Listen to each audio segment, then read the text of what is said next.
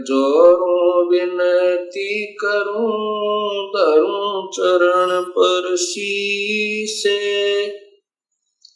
गुरु राम देवानंद जी महाराज ने दियो नाम बख्शीस। कोटि कोटि सजदा करूं, कोटि कोटि प्रणाम। चरण कमल में राखियो, मैं बंदी जाम गुलाम। कबीर गे तन विष की बेलड़ी, गुरु अमृत की खान। शीस दिए जो गुरु मिले, तो भी सस्ता जान। सात दीप नौ खंड में, गुरु से बड़ा ना कोई। करता करे न कर सके, गुरु कर सो होय। ग्रीव नमो नमो सतपुरुष को, नमस्कार गुरु कीन। सुर नर मुनि जन साधवा, संतों सर्वस दीन। सतगुरु साहिब संत सब, दंडवतम प्रणामी। आगे पीछे मध्य हुए, तिनको जा कुर्बानी। निराकार निर्वेशम, काल जाल भयभंजनम। निर्लेपम निज निर्गुणम, अकल अनूप बेसुंदरम। सोहम सुरत समापतम, सकल समाना नीरतले। उज्ज्वल हिरंबरे हरदमम, बेपरवाह था है वार पार नहीं मदतम। ग्रीब जो सुमर सिद्ध होई, गणनायक गलताना। करो अनुग्रह सोई, पारस पद परवाना। आज गणेश मनाऊं, गणनायक देवन देवा। चरण कमल लौलाऊं, आद अंत करूं सेवा। परम शक्ति संगीतम, रिद्धि सिद्धि दाता सोई। अवगत गुण अतीतम, सतपुरुष निर्मोही। जगदम्बा जगदीशम, मंगल रूप मुरारी। तन मन अर्पों शीशम, भक्ति मुक्ति भंडारी। सुर नर मुनि जन ध्यावे, ब्रह्मा विष्णु महेशा। शेष सहस मुख गावे, पूज्य आदि गणेशा। इंद्र कुबेर सरीखा, वरुण धर्म राय ध्यावे। समर्थ जीवन जी का, मन इच्छा फल पावे। 33 कोटि आधारा, ध्यावे शेष 88। उतरे भव जल पारा, कट है यम की फांसी। 33 कोटि आधारा, ध्यावे शेष 88। उतरे भव जल पारा, कट है यम की फांसी।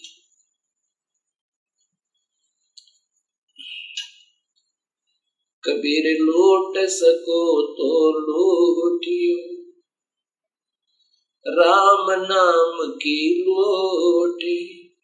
पीछे फिर पछताओगे, प्राण जहांगे छूटे। नहीं भरोसा देही का, विनस जावे छन माही। श्वास उश्वास में सुमरण करो, और यतन कछु नाही। कबीर श्वास श्वास में नाम जपो, व्यर्थ श्वास मत खो। ना जाने इस श्वास को, आवण होक न हो। राम रटत कोटि भलो, चूचू पड़े जो चामे। ये कंचन दे किस काम की, जामुख नाही नाहि। कबीर जिव्या तो वो ये बली, जो रटे हरि नाम। नहीं तो काट बगाइयो, मुख में भलो ना चामे। कबीर राम रटत कन्या भली, साकट भलो न पूते। बकरी के गल में गल थना, जा में दूध न मोते। कबीर राम रटत दारिद्र भलो, टूटी घर की छाने। वो सुंदर महल किस काम के, जहाँ भक्ति नहीं भगवान।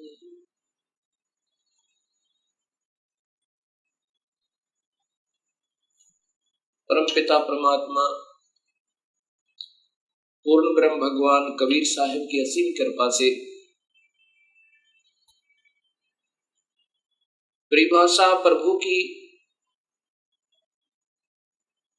सर्वभक्त समाज के समक्ष पहुंची। इस सत्य ज्ञान को श्रवण करके तथा टीवी के ऊपर देखकर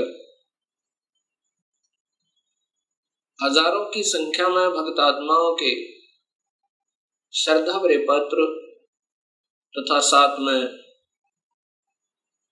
टेलीफोन के माध्यम से हमें उनके हृदय की पुकार, हृदय से की हुई प्रशंसा हमारे पास पहुंची।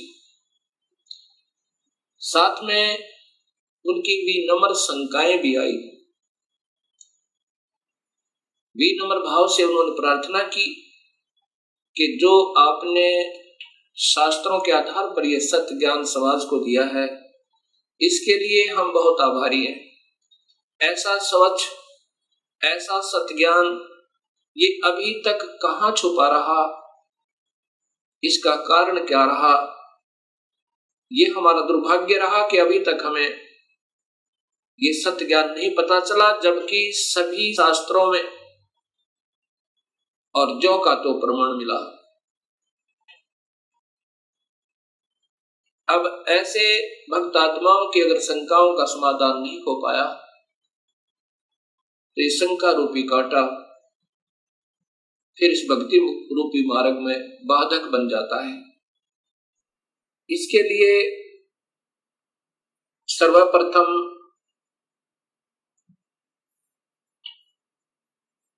सृष्टि रचना का ज्ञान होना बहुत जरूरी है।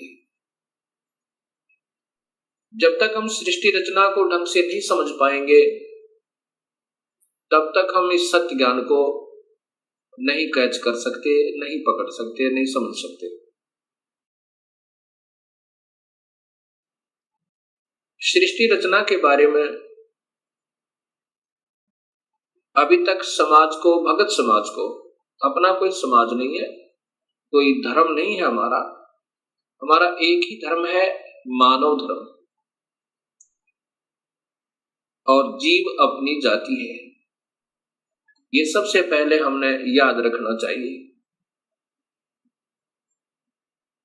जीव हमारी जाति है, मानव धर्म हमारा हिंदू, मुस्लिम, सिख, ईसाई, ये धर्म नहीं कोई न्यारा है। हम एक पिता की संतान है, हमारा एक ही बाप है, वो कुल मालिक पूर्ण परमात्मा। और पिछले इतिहास को अगर हम देखें, उसमें ना कोई हिंदू था, ना मुसलमान, ना सिख, ना ईसाई। आज हम कोई हिंदू बना हुआ है, इस मानव शरीर के समाप्त होने पर भक्तिहीन प्राणी अपने संस्कारवश कभी पशु बन जाएगा, कभी पक्षी बनेगा, कभी पानी के जलचर बन जाएंगे। जब हम पशु होंगे तो हमारी पशु जाति होगी, और जब हम पक्षी होंगे तो हम पक्षी जाति के प्राणी होंगे। और ये भी हो सकता है कि हमारा कोई पुण्य संस्कार बचा हुआ हो, पुनर्जन्म मानव का हो, तो हम, कोई हिंदू है वो मुसलमान के घर जन्म लेगा, क्योंकि हमारे पिछले संस्कार रले मिले हैं, अलग नहीं है। सिख धर्म लगभग 300 वर्ष पूर्व 10वें गुरु गोविंद सिंह जी के द्वारा ये निर्मित हुआ, इसका उत्थान हुआ। उससे पहले सब हिंदू थे।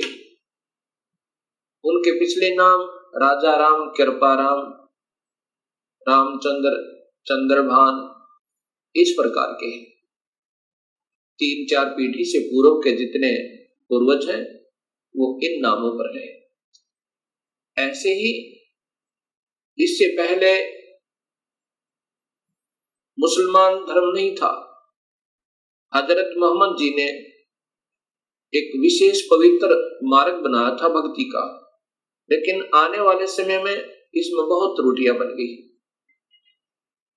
ऐसे ही पहले ईसा जी ने एक निर्मल भक्त समाज तैयार किया था, उससे पूर्व अब्राहिम जी ने, ऐसे ये आदम जी से पहले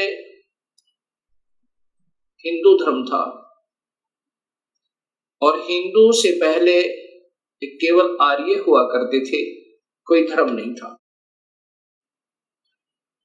अब हमने ये विचार करना पड़ेगा कि हम दो नहीं हैं। जहां से भी भक्ति प्रारंभ होती है वो निर्मलता के आधार पर है। बीड़ी, शराब, मांस, तंबाकू उसमें कभी प्रयोग नहीं होता, और केवल एक प्रभु की ही साधना प्रारंभ होती है। आने वाले समय में उसमें त्रुटियां आ जाती हैं।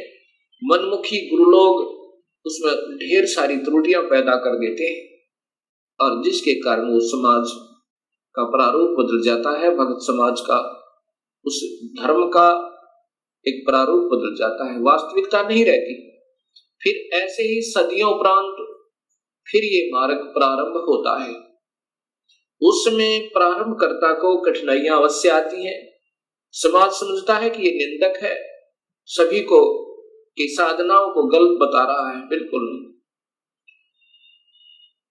गलत उनको लगेगा ये मार्ग जिनको स्वयं शास्त्रों का ज्ञान नहीं, और उनके गुरुदेव अधूरे हैं, जिन्होंने आज तक ये नहीं बताया कि ये सृष्टि कैसे रचेगी, जबकि शास्त्रों में विद्यमान है ये सारा ज्ञान। अब सबसे पहले हमने सृष्टि रचना का सही ज्ञान होना चाहिए। तो अब दास आपको सृष्टि रचना बताना चाहेगा। सर्वप्रथम केवल एक ही प्रभु था, उसका नाम कबीर है। वास्तविक नाम उस परमात्मा का कबीर है। वो अनामी लोक में, अकै लोक में रहता था, और वहीं पर हम सब जीव उसी परमेश्वर कबीर में समाये हुए थे। उसके बाद उस परमात्मा ने स्वयं प्रकट होकर, अर्थात अपने उस अनामी लोक में स्वयं ही 3 नीचे के लोकों की और रचना की। अलख लोक, अगम लोक, फिर अलख लोक, और नीचे का सतलोक। फिर सतलोक में आकर के उस परमेश्वर ने अन्य रचना की।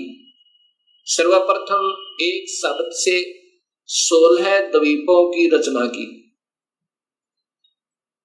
उसके बाद 16 शब्द फिर उच्चारण किए, उनसे अपने 16 पुत्रों का निर्माण किया, उनकी शब्द से उत्पत्ति की, वचन से, और उनको उन 16 द्वीपों में रहने की आज्ञा दी। उनमें से एक पुत्र अचिंत को उस सतपुरुष ने, क्योंकि सतलोक में उपमात्मक नाम उसी कबीर परमेश्वर का सतपुरुष, नि अक्षर पुरुष, परम अक्षर पुरुष, शब्द स्वरूपी राम, अकाल मूर्त, पूर्ण ब्रह्म, ये उनके उपमात्मक नाम है और वास्तविक नाम उस परमेश्वर का कबीर है।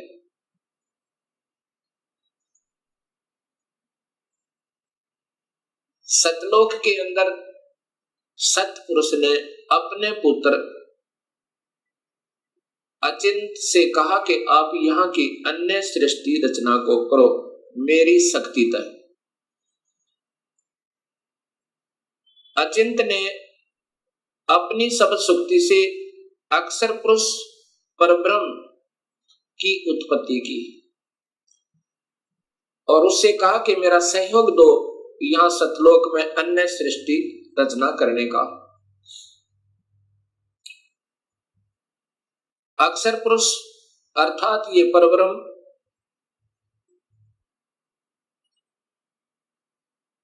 एक सतलोक में बने हुए मान सरोवर में, उसके अंदर अमृत जल है। सतलोक के अंदर जल अमृत है। उस अमृत सरोवर में प्रवेश कर गए और वहां आनंद से विश्राम करने लगे।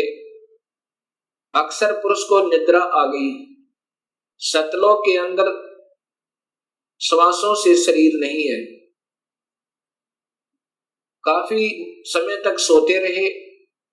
तब सतपुरुष ने अपनी सबद शक्ति से एक अंडा, जल अमृत तत्व से एक अंडा बनाया और उसमें एक आत्मा प्रवेश की। उस आत्मा समेत उस अंडे को उस जल में डाला, अमृत सरोवर में, उस मान सरोवर में। वो अंडा गड़गड़ गड़गड़ करता हुआ नीचे जा रहा है तो अक्षर पुरुष अर्थात इस पार ब्रह्म की निद्रा भंग हुई। जब ही कोई अधूरी निद्रा से जागता है उसके अंदर कुछ कोप होता है। अब जो ही उसने अपनी कोप सहित दृष्टि से देखा कि मेरी निद्रा किसने भंग कर दी, तब उसका वो कोप उस अंडे पर पड़ा। अंडा दो भाग हो गया। उसमें से ये ब्रह्म निकला, क्षर पुरुष। ब्रह्म अर्थात क्षर पुरुष, इसी को ज्योत स्वरूपी निरंजन, वास्तव में इसका नाम कैल है, कैल। और यही आगे चल के काल कहा, ये आने वाले इसी विवरण में आपको ज्ञान होगा। आकाशवाणी सतपुरुष ने की कि तुम दोनों बाहर आओ। अक्षर पुरुष तुम निद्रा में थे और आपके बिना यहाँ सृष्टि नहीं रची जा रही थी। तुम दोनों बाहर आओ और तुम्हें जगाने के लिए सारी क्रिया की गई और तुम दोनों के दोनों अचिंत के लोक में रहो। ऐसे आदेश प्रभु का पाक है। वे दोनों के दोनों अचिंत के लोक में रहने लगे काफी समय तक। उसके बाद हम सभी की उत्पत्ति कबीर परमेश्वर ने, उसी सतपुरुष ने अपने शब्द शक्ति से हम सबकी उत्पत्ति वहां पर की। कुछ दिनों के बाद इस क्षर पुरुष के अर्थात ब्रह्म के मन में एक खरपतवार उपजा। इसके मन में ये आया कि मैं अपना अलग से राज्य बनाऊं। मेरे अन्य भाई सब एक एक द्वीप में रहते हैं और हम दो यानी अचिंत और ब्रह्म और साथ में ये अक्षर पुरुष पर ब्रह्म भी, हम एक ही द्वीप में रह रहे हैं। मैं अपना अलग राज्य चाहूंगा। इस उद्देश्य से ब्रह्म ने, क्षर पुरुष ने, ज्योत स्वरूपी निरंजन ने 70 युग तक अलग से एक पैर पर खड़ा होकर तपस्या की। जब ये तपस्या कर रहा था, हम ये सभी आत्माएं जो आज काल के लोक में दुख पा रहे हैं, चाहे आज कोई देव बना है, चाहे कोई महादेव बना है, चाहे आज कोई शूकर बना है, चाहे कोई गधा बना है, चाहे कोई राजा बना है, चाहे कोई रंक बना है, पशु या पक्षी बना हुआ है, ये सभी की सभी आत्माएं हम इस काल के ऊपर अर्थात इस ब्रह्म के ऊपर आसक्त हो गए। और यही बीमारी आज हमारे अंदर विद्यमान है, यही प्रक्रिया। जैसे ये नादान बच्चे किसी हीरो और हीरोइन को देखकर उसकी अदाओं के ऊपर इतने आसक्त हो जाते हैं कि वो अगर आसपास कहीं किसी शहर में वो हीरो, वो अभिनेता या अभिनेत्री आ जाए, लाखों की संख्या में उनके दर्शनार्थ भीड़ उमड़ जाए और लेना एक न देने दो, कुछ मिलना नहीं उससे। ऐसी हमारी वृत्ति वहां बिगड़ी थी सत्यलोक में। हम वहां रहा करते थे अपने पिता के पास, कोई दुख नहीं था, कोई मृत्यु नहीं थी, हमारे परिवार थे, हम प्यार से रहा करते थे। लेकिन वहां हम अपने पतिव्रता पद से गिर गए, अपने मूल मालिक उस पूर्ण ब्रह्म जो सर्व सुखदायी सदा सहाय आत्मा का आधार वास्तव में भगवान है, जो जीव को दुखी नहीं करता, जन्म मरण के कष्ट में नहीं डालता, कुत्ते और गधे नहीं बनाता, उसको छोड़कर और हम इस काल यानी ब्रह्म के ऊपर आसक्त हो गए। जब इसने सत्ययुग तप कर लिया, तब पूर्ण परमात्मा ने, पूर्ण ब्रह्म ने, सतपुरुष ने पूछा भी क्या चाहता है तू कैल क्या चाहता है, ब्रह्म तू क्या चाहता है। तब इस ज्योत स्वरूपी निरंजन ने कहा कि पिताजी, ये स्थान जहां मैं रह रहा हूं ये कम है, मुझे अलग से राज्य दो। तब उस पूर्ण ब्रह्म ने इस ब्रह्म के तप के बदले में 21 ब्रह्मांड प्रदान कर दिए, जैसे 21 प्लॉट दे देवे कोई साहूकार पिता अपने पुत्र को। 21 ब्रह्मांडों को पाकर ये ज्योत निरंजन बड़ा प्रसन्न हुआ। कुछ दिनों के बाद इसके मन में आया कि इसमें कोई अन्य रचना करूं, उसके लिए कुछ सामान पिताजी से मांगू। इसने सत्ययुग तप फिर किया। तब सतपुरुष ने पूछा कि आप क्या चाहते हो, आपको 21 ब्रह्मांड प्रदान कर दिए। तब इस ब्रह्म ने कहा कि पिताजी, इसमें कुछ रचना करना चाहता हूं, कृपा रचना करने की सामग्री दीजिए। सतपुरुष ने इस ब्रह्म को 5 तत्व और 3 गुण प्रदान कर दिए। इसके बाद इसने सोचा कि ब्रह्म ने सोचा कि इसमें जीव भी हो, मेरा अकेले का मन नहीं लगता। इस उद्देश्य से 64 युग तप फिर किया। तब सतपुरुष ने पूछा कि क्या चाहता है ज्योत निरंजन, अब तो तुझे मैंने जो मांगा सो दे दिया। तब ब्रह्म ने कहा, पिताजी कृपा मुझे जीव प्रदान करो, मेरा अकेले का दिल नहीं लगता है। उसमें पूर्ण ब्रह्म सतपुरुष कबीर परमेश्वर ने कहा कि ज्योत निरंजन, तेरे तप के बदले में राज्य दे सकता हूं और ब्रह्मांड चाहिए वो दे सकता हूं, परंतु ये अपनी प्यारी आत्मा, अपना अंश नहीं दूंगा तुझे। ये तो तेरे किसी भी क्रिया, धर्म, धार्मिक क्रिया से, तप से, किसी भी जप से नहीं दूंगा।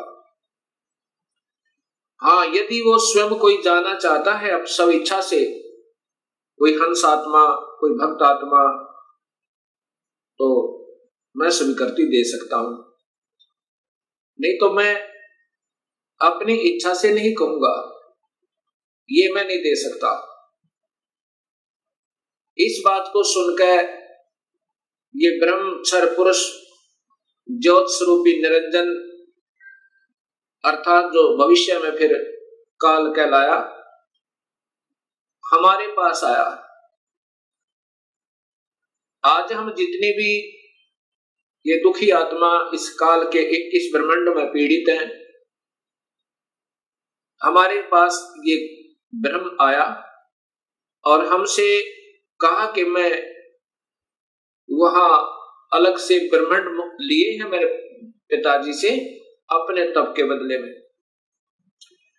वहां ऐसे स्वर्ग बनाऊंगा, महास्वर्ग बनाऊंगा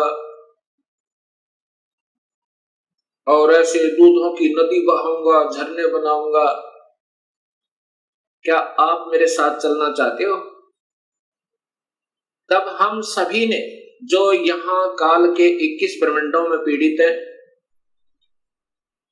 कहा कि यदि पिताजी हमें आज्ञा दें तो हम चलने को तैयार हैं। इस बात को सुनकर ज्योत स्वरूपी निरंजन कबीर परमात्मा के पास आया और उससे कहा कि पिताजी, कुछ आत्माएं हमारे साथ चलने को तैयार हैं। सतपुरुष से कहा इस काल ने, ब्रह्म ने, कि पिताजी कुछ आत्माएं मेरे साथ चलने को तैयार हैं, उन्होंने सहमति दी है। तब पूर्ण परमात्मा सतपुरुष अर्थात कबीर देव ने, कबीर साहिब ने कहा कि यदि वो मेरे सामने स्वीकृति देंगी, जितनी भी आत्माएं हैं जो तेरे साथ जाना चाहते हैं, तो मैं उनको आज्ञा दे दूंगा। ऐसा कहकर के सतपुरुष हम सभी आत्माओं के पास आया जो आज काल के लोक में कैद में बंद हैं। सतपुरुष ने, उस अकाल मूर्त ने, शब्द स्वरूपी राम ने हमसे पूछा कि जो आत्मा इस ब्रह्म के साथ जाना चाहती हैं, वो अपनी सहमति व्यक्त करें। उस समय हम सभी घबरा गए और नहीं हिम्मत पड़ी अपने पिता के सामने स्वीकृति देने की। उस समय एक आत्मा ने सर्वप्रथम हिम्मत किया, डेयर किया और कहा कि पिताजी, मैं इस ब्रह्म के साथ जाना चाहता हूं। उसकी देखा देखी फिर हम सभी ने स्वीकृति दे दी।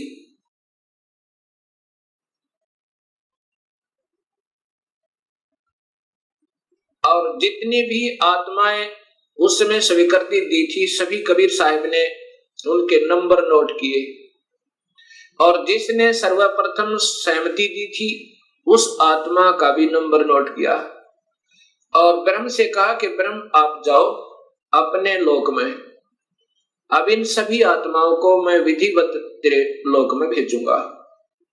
ऐसा कहकर के सतपुरुष ने अपनी शब्द शक्ति तक उस प्रथम स्वीकृति देने वाली आत्मा को एक लड़की का रूप बना दिया और उसको उसके अंदर एक शब्द शक्ति दे दी और हम सभी जीव आत्माओं को, उसे प्रकृति देवी भी कहते हैं, अष्टंगी भी कहते हैं और वही महामाया भी कहलाई। यहां 21 ब्रह्मांड की इस देवी को उत्पन्न किया अर्थात उस आत्मा का लड़की बनाया। फिर हम सभी आत्माओं को जो 21 ब्रह्मांड में आए हुए हैं उसके अंदर प्रवेश कर दिया, इस लड़की के शरीर में, प्रकृति देवी के शरीर में, अर्थात इसको अद्धा माया भी कहते हैं। और यही आगे चलकर त्रिदेवों की माता कहलाई। प्रवेश कर दिया और कहा कि बेटी, तेरे को मैंने शब्द शक्ति दे दी है और जितने भी जीव काल कहे, ब्रह्म कहेगा तो बना देना। एक बार मुख से उच्चारण करेगी, उतने ही नर और मादा ये जोड़े उत्पन्न हो जाएंगे। अपने पुत्र सहजदास से कहा, सहजदास जाओ अपनी बहन को उस ज्योत स्वरूपी निरंजन के पास छोड़ आओ और उसको बताना कि इस लड़की को, इस प्रकृति देवी को, अद्धा माया को मैंने शब्द शक्ति दी है, ये जितने जीव तू कहेगा ये बना देगी। और जितनी आत्माओं ने स्वीकृति दी थी वो सभी इसके अंदर प्रवेश कर रखी हैं। सहजदास प्रकृति देवी को लेकर, अध्या माया को लेकर ज्योत निरंजन के पास आया, उसके पास छोड़ दिया और कहा कि पिताजी ने ऐसे ऐसे कहा है, इस लड़की के पास सब शक्ति है और जितने जीव तू कहेगा ये नर और मादा अपने शब्द से उत्पन्न कर देगी। ऐसा कह करके सहजदास अपने लोक में लौट आया, अपने द्वीप में आ गया। युवा होने के कारण लड़की का रूप निखरा हुआ था। इस ज्योत स्वरूप निरंजन ब्रह्म अर्थात क्षर पुरुष के मन में नीचता उत्पन्न हुई, जो आज सब जीवों में विद्यमान है। वही व्यक्ति, वही प्रक्रिया, वही ये बुरी आदत युवा लड़की को देखकर उसके साथ बद व्यवहार करने की चेष्टा इस क्षर पुरुष ने अर्थात ज्योत स्वरूपी निरंजन ने की। लड़की ने, प्रकृति देवी ने कहा कि ज्योत निरंजन तू होश में आ जा, तू और मैं एक ही पिता की संतान है। पहले तेरी उत्पत्ति हुई उन्हीं के शब्द तय अंडे में और उन्हीं ने मुझे उत्पन्न किया। तू और मैं बहन और भाई हैं। बहन भाई का ये कर्म पाप का भागी होता है। तू मान जा मेरी बात। ज्योत निरंजन ने एक भी बात उस लड़की की नहीं सुनी और मदहोश होकर, विषय वासना के वश होकर, काम वश होकर उस लड़की को पकड़ने की चेष्टा की, दुष्कर्म करने के लिए।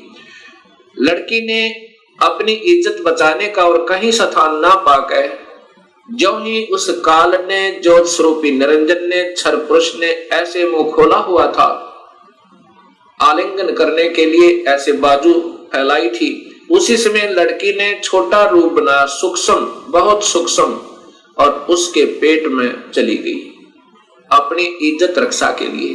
वहां से अपने पिता से पुकार की, हे परम पिता, हे सतपुरुष, हे कबीर परमेश्वर, मेरी रक्षा करो। इस प्रकार मैं काल से अपनी इज्जत रक्षा के लिए, इस ब्रह्म से अपनी इज्जत रक्षा के लिए इसके पेट में प्रवेश हूं और मुझे आकर मेरी रक्षा करो, मुझे बचाओ इससे। उसी समय कबीर परमेश्वर ने अपना ही दूसरा रूप अपने पुत्र योग संतायन अर्थात योग जीत, उसे जोग जीत भी कहते हैं, योग जीत का रूप बनाकर काल के 21 ब्रह्मांडों में प्रकट हुए और कहा कि ज्योत स्वरूपी निरंजन तूने जुल्म कर दिया, आपने ये ऐसा जुल्म कर दिया, ऐसे कर्म करने वाले पाप आत्मा को इस सच्चे लोक में ये श्राप, ये कर्म, ये पाप लगता है कि 1 लाख जीवों का, मनुष्य शरीरधारी जीवों का रोज आहार करेगा और 1.25 लाख की उत्पत्ति करेगा। पिताजी ने आदेश दिया है मुझे कि आप यहां से निकल जाइए अपने 21 ब्रह्मांड को लेकर, और लड़की को उसके पेट से निकाल दिया, प्रकृति देवी को इस ब्रह्म के पेट से निकाल दिया और उनको 21 ब्रह्मांड समेत और दोनों को वहां से निष्कासित कर दिया और कहा कि प्रकृति तूने स्वयं अपने पैर पर कवाड़ा मारा है, अपने पिता से दूर होगी तू, अब इसकी सजा तू ही पावेगी और जाओ यहां से 21 ब्रह्मांड लेकर आप चले जाओ। इतना कहते ही 21 ब्रह्मांड वायुयान की तरह वहां से चल पड़ा और वहां से सतलोक से 16 शंख कोश की दूरी पर नील पद्म शंख यानी 16 मिलियन 16 शंख कोश की दूरी पर ये 21 ब्रह्मांड आकर के स्थिर कर दिए कबीर परमेश्वर ने अपनी शक्ति तय। अब इस ज्योत स्वरूपी निरंजन के मन में फिर यही नीचता फिर उठी और कहा कि अब मेरा कौन क्या बिगाड़ सकता है, अब मैं मनमाना करूंगा। उस लड़की ने, प्रकृति देवी ने फिर प्रार्थना की कि ज्योत निरंजन अब भी तू मान जा। पहले तो आप और मैं एक ही पिता की संतान हैं, और दूसरे मैं तेरे पेट से होकर आई हूं। ये कर्म, अब मैं तेरी बेटी बन गई। प्रथम तो बहन और भाई का ये पाप कर्म महापाप का कारण, और दूसरे मैं तेरी बेटी हुई आपके पेट तक होकर आई, और बाप बेटी का ये जुल्म अच्छा नहीं। मान जा मेरी बात, मेरे पास सब शक्ति है पिताजी की दी हुई, और जितने जीव तू कहेगा मैं बना दूंगी। लेकिन इस ज्योत स्वरूपी निरंजन ने एक भी बात नहीं सुनी उस प्रकृति देवी की, दुर्गा की। जबरदस्ती शादी की, और एक ब्रह्मांड में एक ऐसा स्थान बना रखा है इस काल भगवान ने, ब्रह्म भगवान ने। वहां पर ब्रह्मलोक कहते हैं उसको। उस ब्रह्मलोक के अंदर इसने 3 स्थान बना रखे हैं, एक रजोगुण प्रधान, एक सतोगुण प्रधान और एक तमोगुण प्रधान। जब ये सतोगुण रजोगुण प्रभावित क्षेत्र में इस दुर्गा को अपनी पत्नी के रूप में रखता हुआ वहां रहता है, उस समय जो पुत्र की उत्पत्ति होती है उसका नाम ब्रह्मा रख देता है, उसको रजोगुण बना देता है। उसके बाद ये दोनों उस स्थान पर आ जाते हैं जो सतोगुण प्रभावित होता है।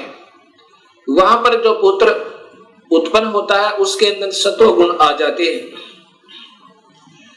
उसके अंदर सतोगुण आ जाते हैं, और उसका नाम ये विष्णु रखते हैं। तीसरे स्थान को तमोगुण प्रभावित बना रखा है, वहां रहकर इसी प्रकृति देवी दुर्गा के साथ जो पुत्र उत्पन्न करता है उसका नाम रुद्र शंकर शिव रखता है।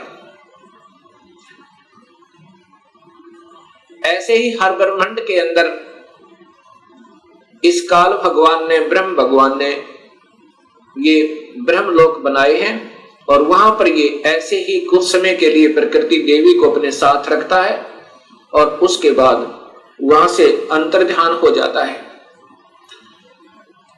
अब जब इसने इस लड़की को, प्रकृति देवी को बदनजर से देखा था, और ये लड़की प्रकृति देवी ने इसके पेट में शरण पाई थी, ज्योत निरंजन के पेट में,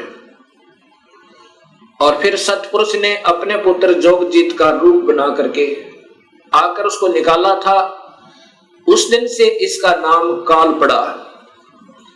कहा था कि आज से तेरा नाम काल होगा, और 1 लाख जीवों का, मनुष्य शरीरधारी प्राणियों का रोज आहार करेगा, और 1.25 लाख की उत्पत्ति किया करेगा। ये वहां पर सतलोक के अंदर ऐसा दुष्कर्म करने वाले को सबतर पाप लग जाता है। अब ज्योत स्वरूपी निरंजन काल ने अपनी पत्नी से कहा कि मैं ऐसे स्थान पर रहूंगा जहां पर कोई नहीं आ सकता, और आज के बाद मैं किसी भी 20 ब्रह्मांड के अंदर किसी भी व्यक्ति को, किसी भी प्राणी को आकार रूप में दर्शन नहीं दूंगा।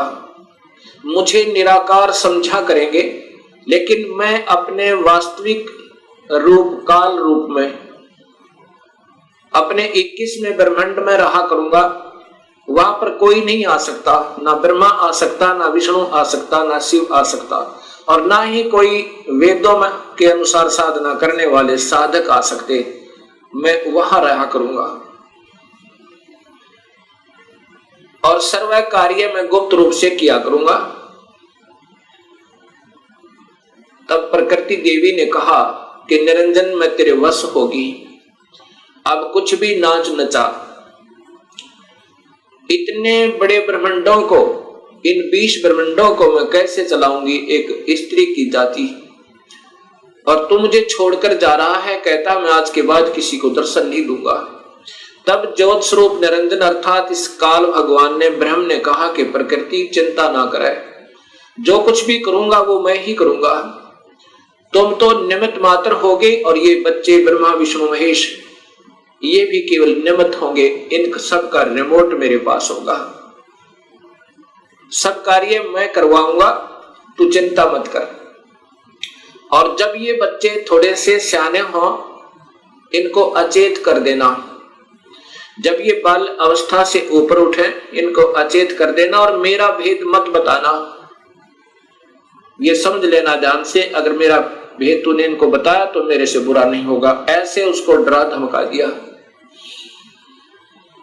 इस प्रकार ये काल उसके बाद निराकार कहलाता है, लेकिन ये आकार में अपने उस काल लोक में विद्यमान रहता है।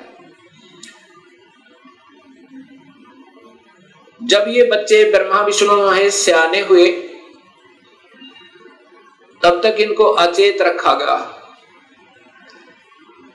जब ये सियाने हुए, उसमें ब्रह्मा को कमल के फूल पे, विष्णु को शेष सैया पे, और शिव को एक कैलाश पर्वत पे इनको बेहोश रखा हुआ था, और फिर वहां पर सचेत कर दिया।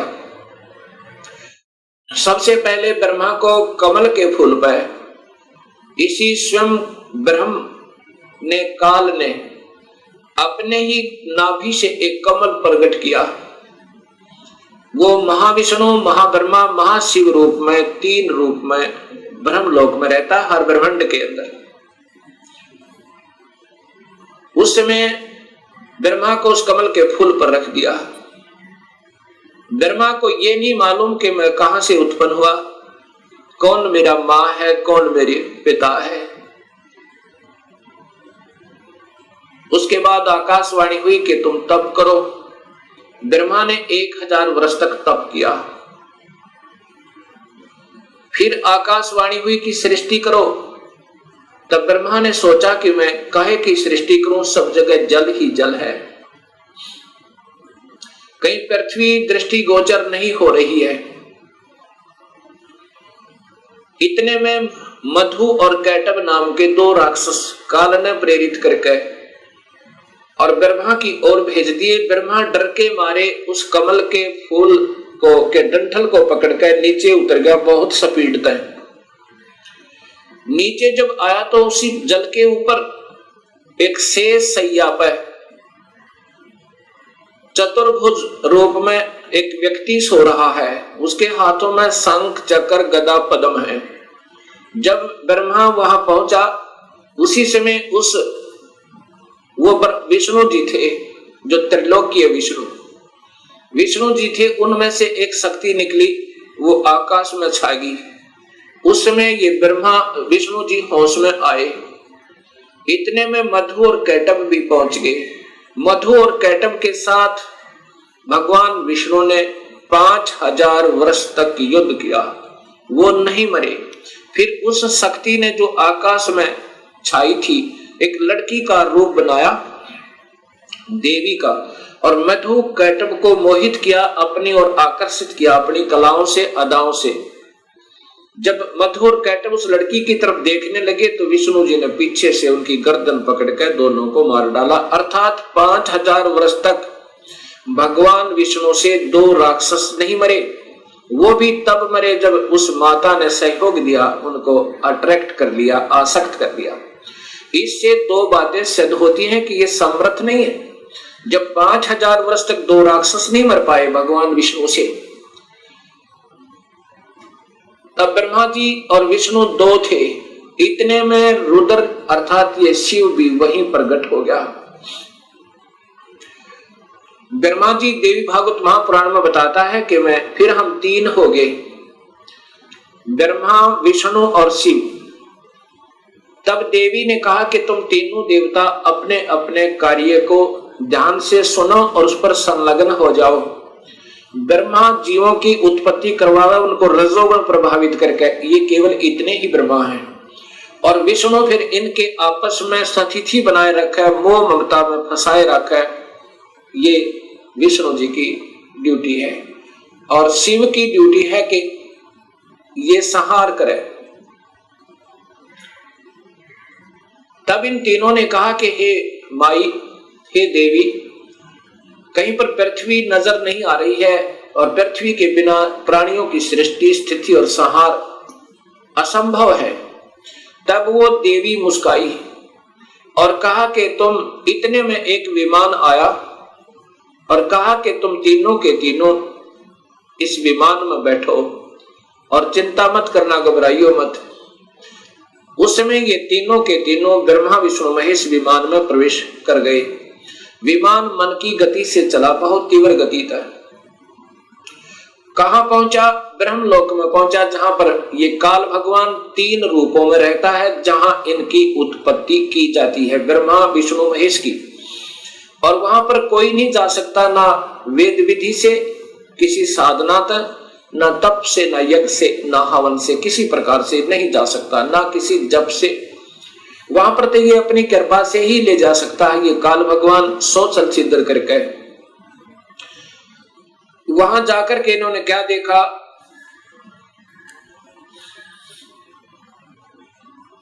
एक इंद्र देखा वहां पे, क्योंकि वो महास्वर्ग के अंदर एक महा इंद्र है।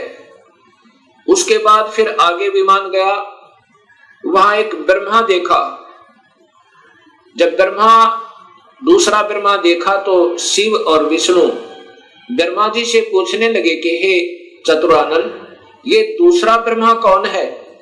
तब ब्रह्मा जी ने कहा, मुझे नहीं मालूम ये कौन है। उसके बाद विमान आगे चला। फिर क्या देखा कि त्रिनेत्रधारी भगवान शिव दूसरा देखा, जो नंदी वृषभ पर सवार थे, हाथ में त्रिशूल लिए हुए थे। उसके बाद इनका विमान आगे चला। वहां पर क्या देखा कि एक विष्णु और थे, और वहां बहुत सुंदर विशाल लक्ष्मी का एक भवन था, उसमें बहुत ऐश्वर्य के साधन उपलब्ध थे। उसके बाद विमान आगे पहुंचा। कहां गया? एक माई बैठी थी, जिसके शरीर में जैसे हजारों बिजलियां चमक रही हो, इतना तेज था, इतना नूर था, और वो प्रकृति देवी थी। ये ब्रह्मा विष्णु महेश की मां थी, मां है जो इन्होंने देखी। विमान वहां रुका। देवी एक विशाल भवन के अंदर विराजमान थी। तब उसने कहा कि तुम तीनों के तीनों जहाज से नीचे उतरो। हम नीचे उतरे। ब्रह्मा विष्णु महेश, ब्रह्मा बता रहा है देवी भागवत महापुराण में, नीचे उतरे। तब विष्णु जी ने ध्यान से देखा और कहा कि ये तो अपनी मां है। इस माई के दर्शन मैंने किए थे जब मैं बालक था, छोटा सा था। जब मैं बालक था, छोटा सा था, तब मैंने इस माई के दर्शन किए थे। इससे सब सिद्ध है कि इनका जन्म है और ये तीनों की मां है। तब ब्रह्मा विष्णु और शिव ने तीनों ने स्वीकार कर लिया कि ये ही अपनी जननी है। तब शिव जी कहते हैं, हे माता, जब आप ब्रह्मा को उत्पन्न करने वाली आप हैं, विष्णु भी जब आपके बालक हैं, तो ये तीसरा भी आप ही का बच्चा है। आप ही हमें गुप्त भेद नहीं बता रहे थे, अब हमने आप ही की कृपा से ज्ञान हुआ। अब इसका प्रमाण आपको सबसे पहले देवी भागवत महापुराण में देता हूं। पहले आपको देवी भागवत महापुराण से प्रथम शिव पुराण को दिखाता हूं, उसके बाद फिर आपको देवी भागवत महापुराण दिखाऊंगा। और ये शास्त्र पहले से उपलब्ध थे, कोई आज नए नहीं बनाए इस दास ने, क्योंकि जितने हमारे अभी तक शास्त्र विद रहे वो अल्पज थे।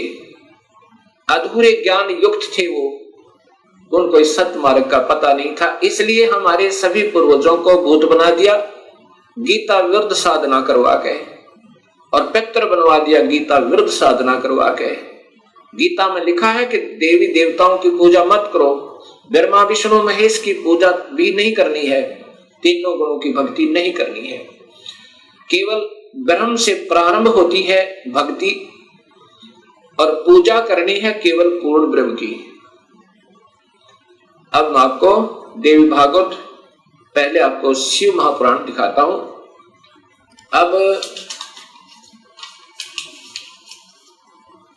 अब देखिएगा भक्तात्माओं, ये शिव महापुराण, ये शिव महापुराण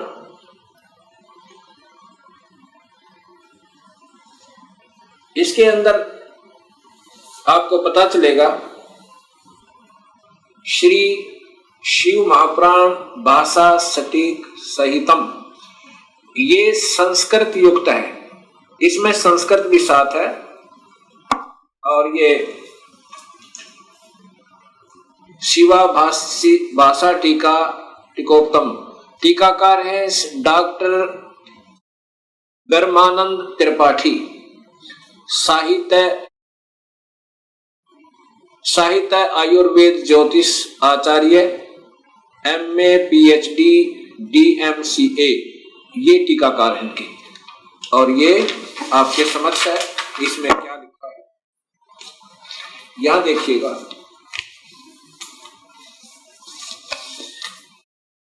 यहां से पढ़िएगा, ये संस्कृत है और ये हिंदी आपको दिखाना चाहूंगा। प्रलय काल में मुनिवर, प्रलय काल में भी शिव पार्वती का कभी वियोग ना होने के कारण ही काशी को अविमुक्त अक्षेत्र कहते हैं। प्राचीन काल में शिवजी ने इस अक्षेत्र का नाम पहले नंदनवन और बाद में अविमुक्त रखा था। हे देवर्षि नारद, आनंद वन में रमण करते हुए शिव पार्वती के मन में इच्छा हुई कि किसी दूसरे पुरुष का निर्माण किया जाए, जिसके ऊपर अपने इस महासागर को डालकर हम दोनों स्वच्छंद होकर वैराग्य धारण कर केवल काशीपुरी में निवास कर सकें। वही सदा सब कुछ करे, वही रक्षा करे और अंत में मेरे अनुग्रह से वही सृष्टि का संवरण भी करे। चिंता रूपी लहरों से चलायमान चिंता रूपी समुद्र को बटोर कर रजोगुण रूपी विदुम से विस्तृत करे। अब यहां देखिएगा, ये ना अपने हिसाब से लगा रखिएगा। ऐसे विचार कर उस सर्वव्यापक भगवान ने उस पराशक्ति के 10वें अंग, ये 10वां अंग देखिएगा, ये ध्यान रखना, 10वें अंग अर्थात योनि में सुधार रूपी आवास का प्रयोग किया। ये दिखाना चाहते हैं आपको कि ये कहना क्या चाहते हैं हम। तब उससे तीनों लोकों में सुंदर एक पुरुष प्रकट हुआ, जो शांत एवं सतोगुण से युक्त था, गंभीरता में समुद्र के सम्मान तथा अक्षमावान था। हे मुनि, वह पुरुष इंद्र लक्ष्मणी के सदृश कांति वाला, अर्थात ये था कौन, ये देखिएगा नीचे।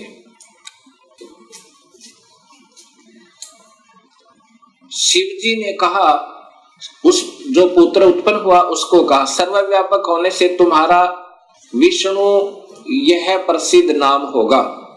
ये देखिए ध्यान था, फिर देखिए, सर्वव्यापक होने से शिव ने कहा, शिव जी ने कहा सर्वव्यापक होने से के कारण तुम्हारा विष्णु यह प्रसिद्ध नाम होगा। अब इससे सिद्ध हो गया कि शिव जी से विष्णु की उत्पत्ति। एक बार फिर लीजिए,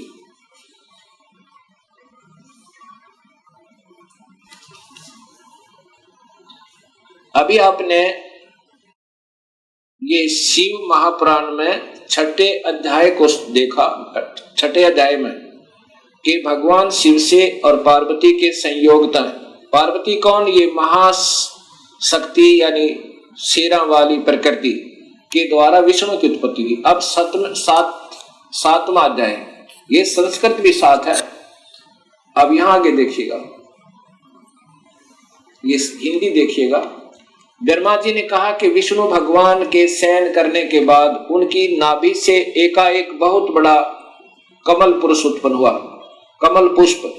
अब ये ब्रह्मा बता रहा है लेकिन तुक्के लगा रहा, क्योंकि ये स्वयं बेहोश था पहले, इसको आप ही नहीं मालूम वो कौन से विष्णु की नाभि से मिला। ये देखिएगा, उत्पन्न हुआ जिसकी नाल टनकार फल फूल के फूल। अब ज्यादा ना देख रही देखिएगा, उस सांब शिव परमेश्वर भगवान शिव ने पहले की भांति जैसे विष्णु की उत्पत्ति की थी दुर्गा और काल के संयोग तय, पहले की भांति अपने दाहिने अंग से मुझे उत्पन्न किया। ब्रह्मा कह रहा कि मेरी उत्पत्ति भी उस काल ब्रह्म से, यानी शिव कह रहे हैं, ये शिव हो महा ब्रह्मा महाविष्णु महाशिव रूप में ये काल ही रहता है, मुझे उत्पन्न किया। ये ब्रह्मा जी ने बताया। कई भक्तात्मा कहते हैं कि जो गीता प्रेस गोरखपुर से प्रकाशित पुस्तकें हैं वही विशेषकर आम भक्त समाज उनको सत्य मानता, एथेंटिक मानता है। अब आपके सामने यही गीता प्रेस गोरखपुर से प्रकाशित ये पुस्तक दिखाते हैं, शिव महापुराण।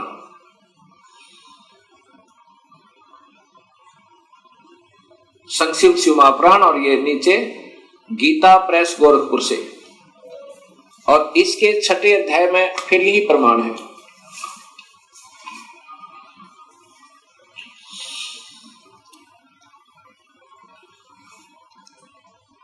इसी शिव महापुराण का ये छठा अध्याय है। ये शिव महापुराण अध्याय नंबर 6, उसके बीच से सुना रहा हूं, आप इसको खरीद कर देख भी सकते हो। जिस परब्रह्म के विषय में ज्ञान और अज्ञान पूर्ण उक्तियों द्वारा इस प्रकार ऊपर बताए अनुसार विकल्प किए जाते हैं, उसने कुछ काल के बाद सृष्टि का समय आने पर द्वितीय की इच्छा प्रकट की। उसके भीतर एक से अनेक होने का संकल्प उदित हुआ। तब उस निराकार परमात्मा ने अपनी लीला शक्ति से अपने लिए मूर्ति आकार की कल्पना की।